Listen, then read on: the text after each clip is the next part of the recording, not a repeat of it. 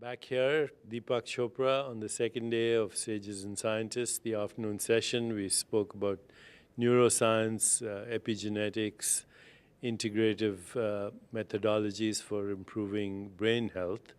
And Dr. Rudy Tanzi, who's a neurogeneticist and my co-author of Super Brain and Super Genes, did a wonderful presentation on the effects of meditation and the new work that we have out this week on metabolomics. You want to just say a little bit about that, Rudy?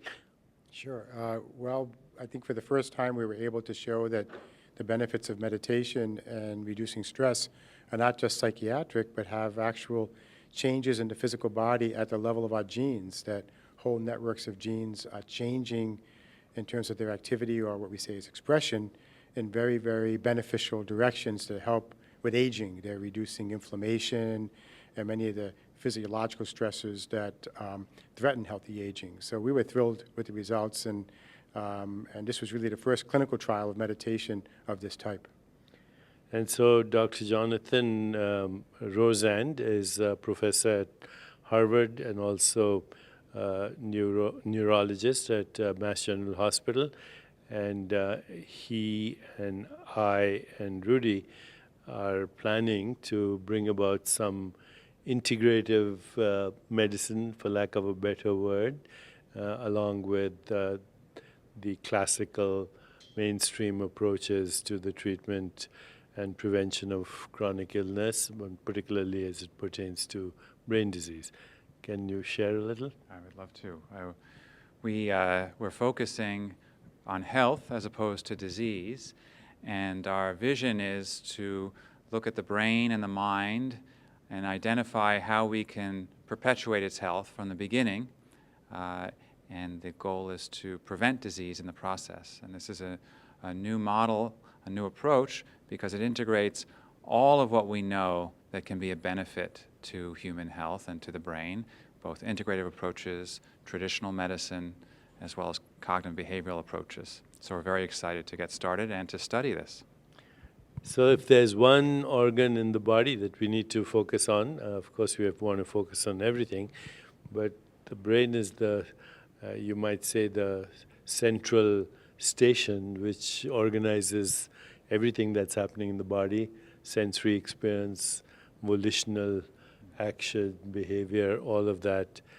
And the number one scourge right now that we face is Alzheimer's. You want to say anything about prevention of Alzheimer's and gene mutations that influence Alzheimer's disease? Yeah, that's what I do in my day job. I think the other aspect of the Institute in terms of not just treating Alzheimer's patients, but also preventing those on their way from getting the symptoms of Alzheimer's. And also people who are healthy right now, if you want to maximize human potential, then you maximize brain potential. And much of what we're going to do is to take folks with healthy brains and teach them how to keep their brains healthy and even promote even greater brain health. And this is how we're going to stave off Alzheimer's disease later on. So luckily, if you look at the genetic susceptibility to Alzheimer's, most mutations just increase susceptibility.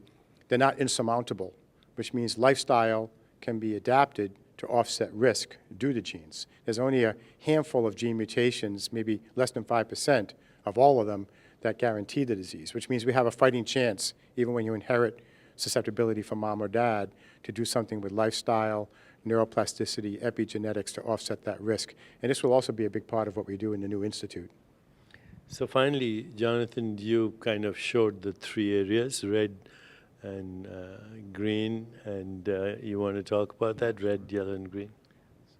Our vision is that rather than the traditional Neuroscience Institute that offers treatment for people who already have disease, our vision is to be a home for not only individuals with disease, but also those at high risk, and those who are simply highly motivated to preserve brain function. So those with disease would be red, those at high risk would be yellow, and those motivated to preserve their brain function would be green.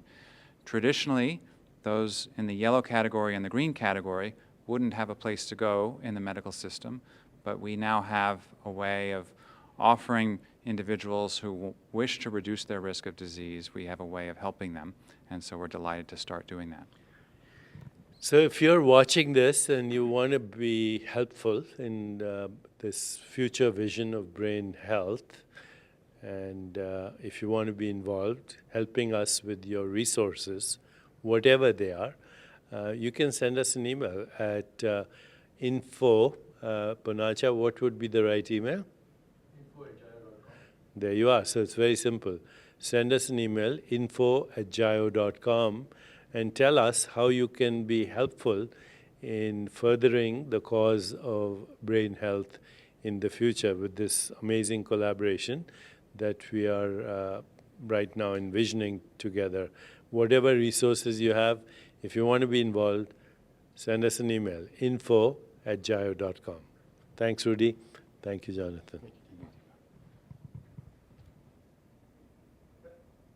So maybe that's now 10 billion.